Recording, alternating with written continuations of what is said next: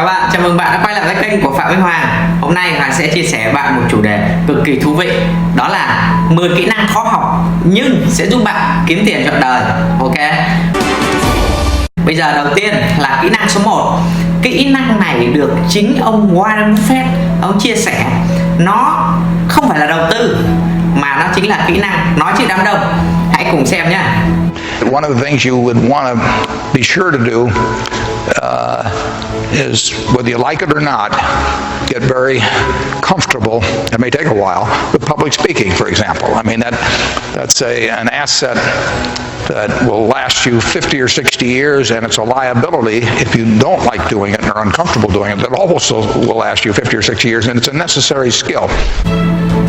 Kỹ năng số 2 được chính tỷ phú sát tăng Mỹ Mark Cuban chia sẻ.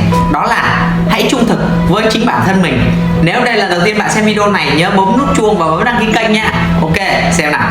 One of the big things that all startups do is they lie to themselves over and over and over.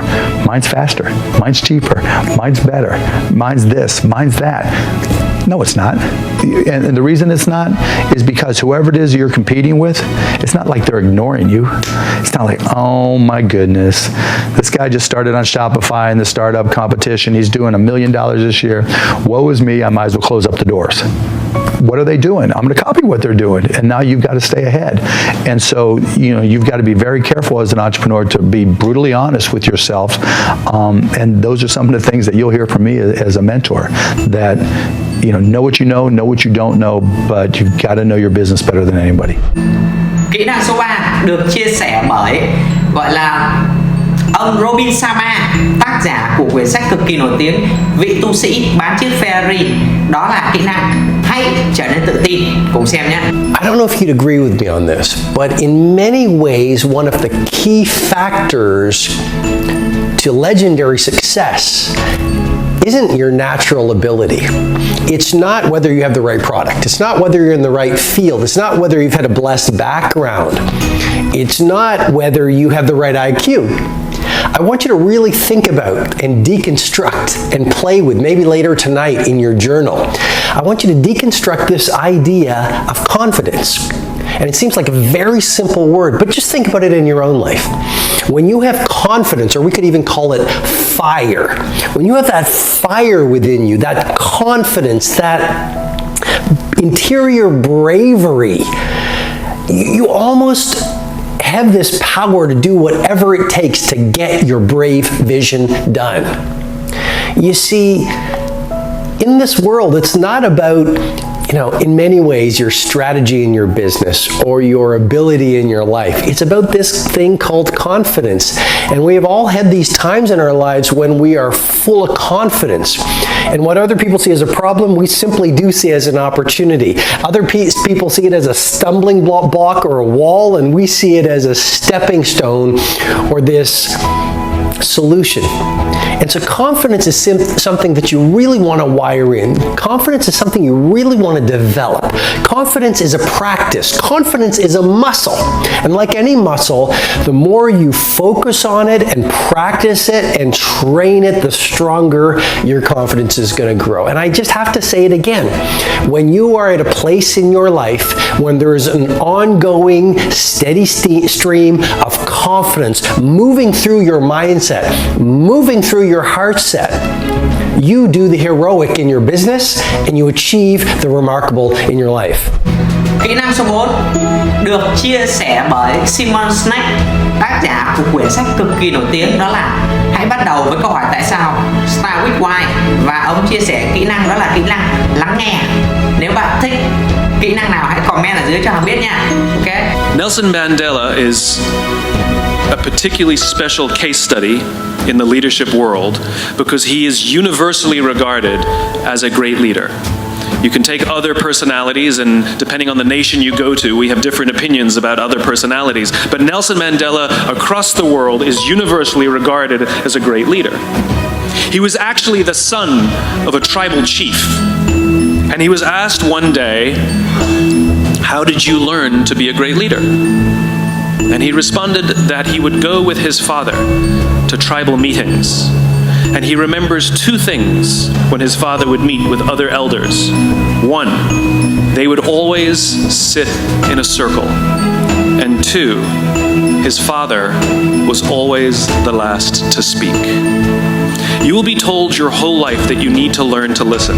I would say that you need to learn to be the last to speak. I see it in boardrooms every day of the week.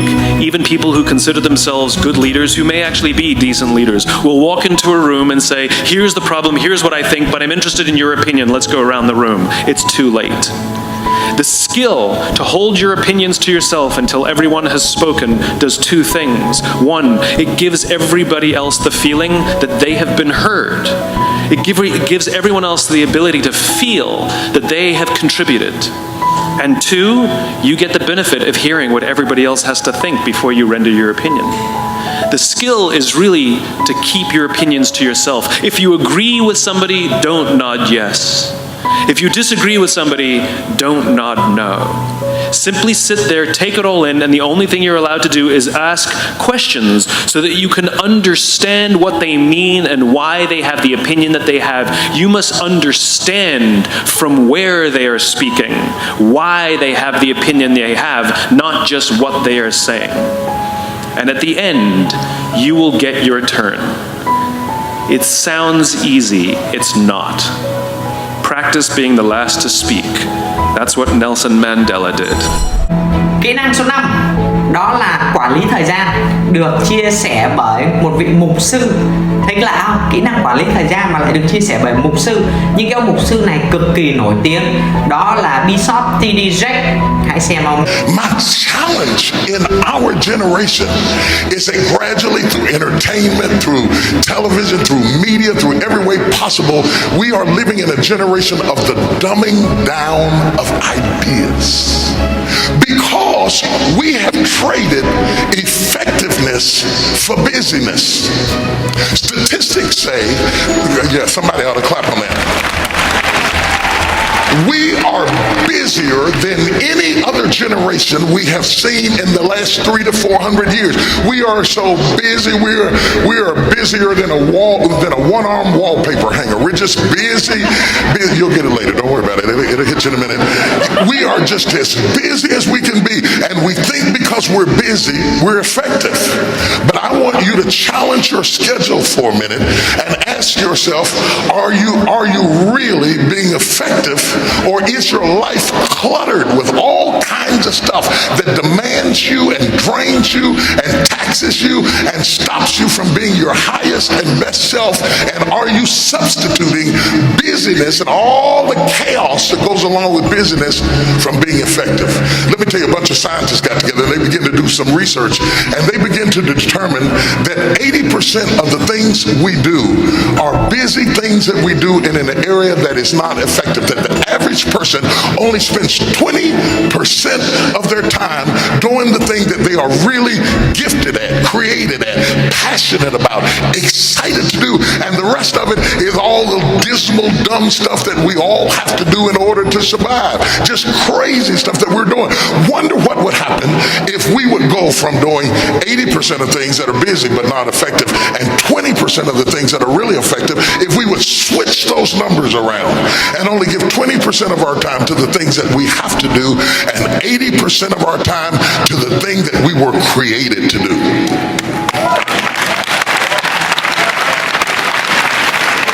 Wonder what would happen to your life. Now think about it a minute. There's a lot of things you could take from me and I could make it. You could take my suit, I got another one. You could take my car, I could get another one. You could take my house, I could get another house. But when you take my time, you have taken something from me that is totally irreplaceable. We take all kind of classes for money management. We know how to manage our money. We know how to repair our houses. We're working on our hair and our bodies and all of this kind of stuff. We do everything except the most important thing is to value our time. It takes time to be creative.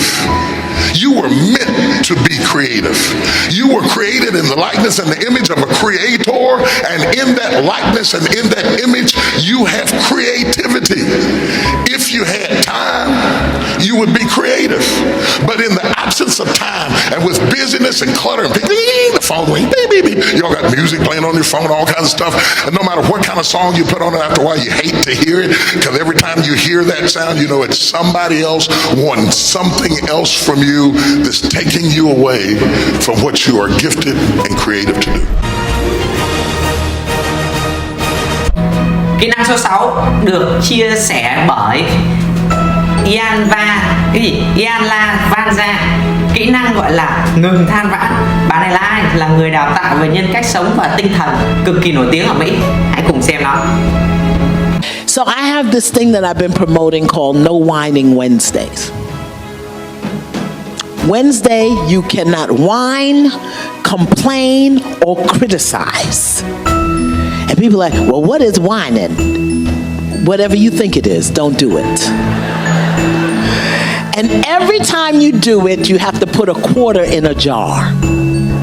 If you whine about anything, I can't, I'm tired, why do me, why don't you, why tell me? Every one of them will cost you a quarter.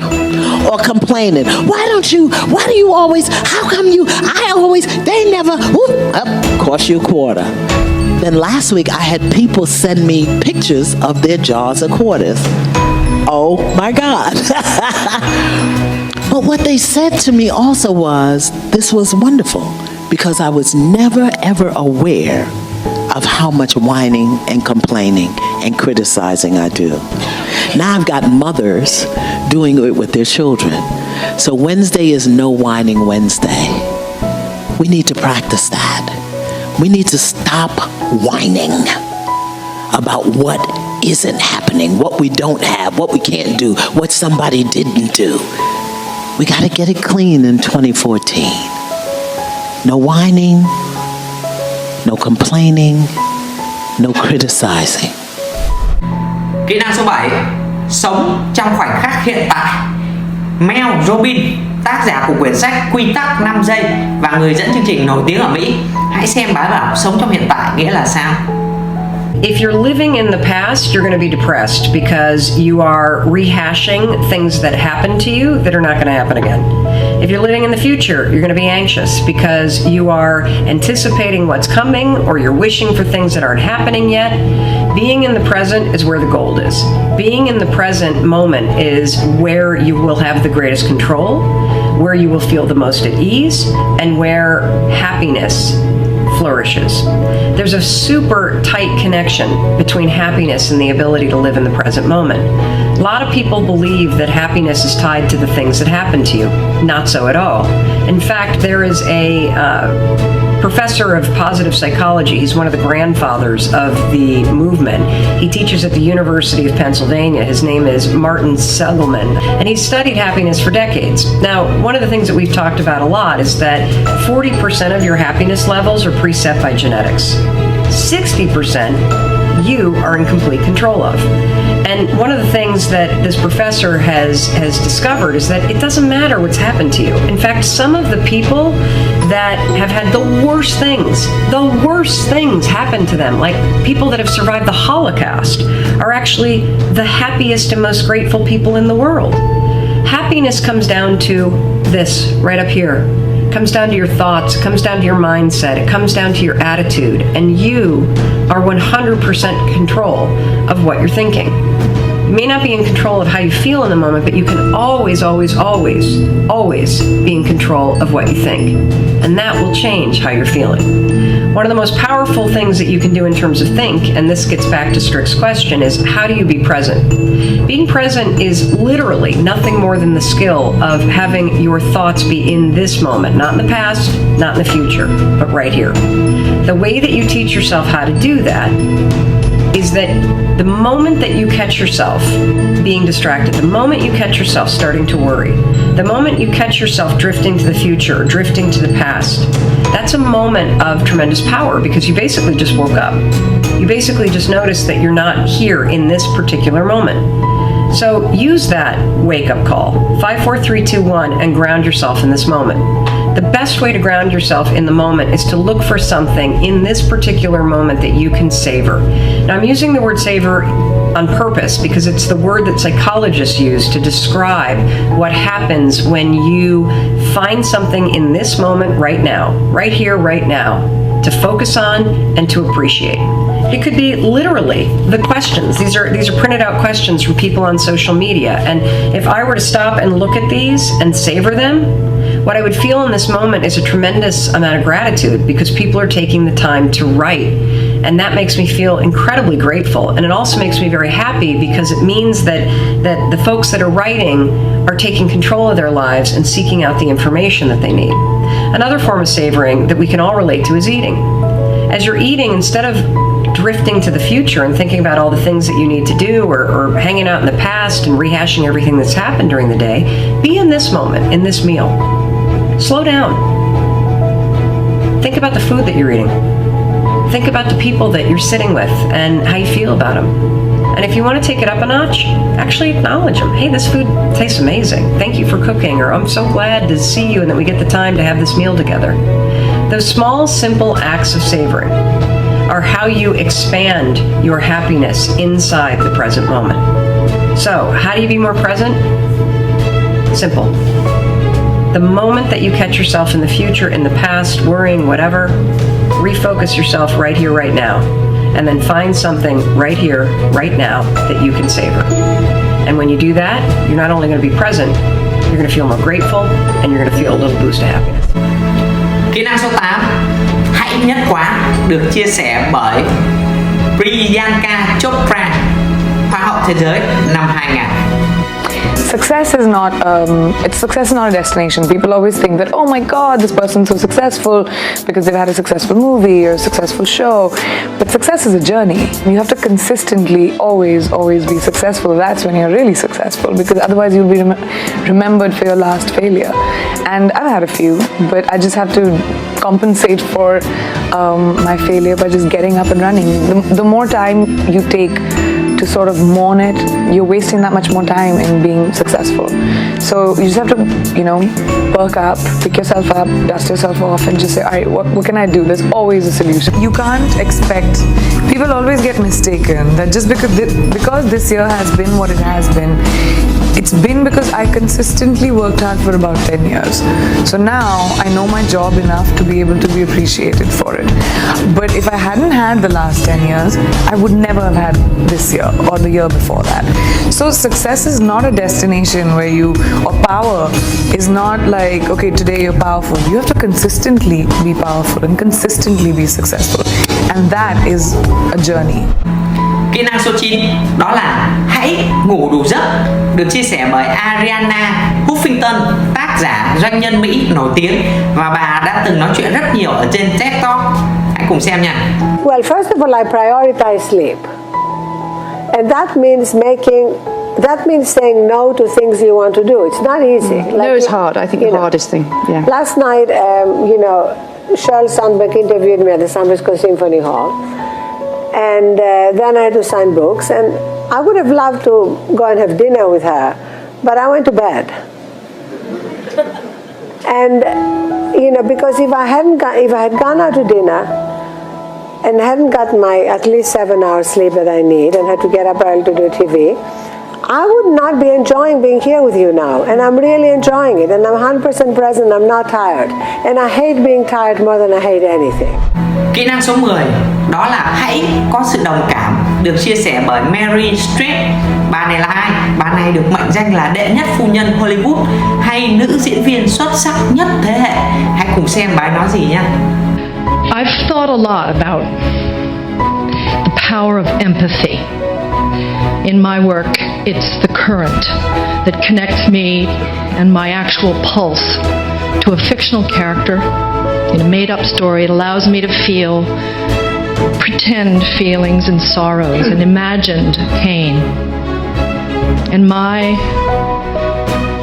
nervous system is sympathetically wired, and it conducts that current to you sitting in a movie theater, and to the woman sitting next to you, and to her friend, so that we all feel that it's happening to us at the same time. It's a very mysterious and valuable resource of the human species.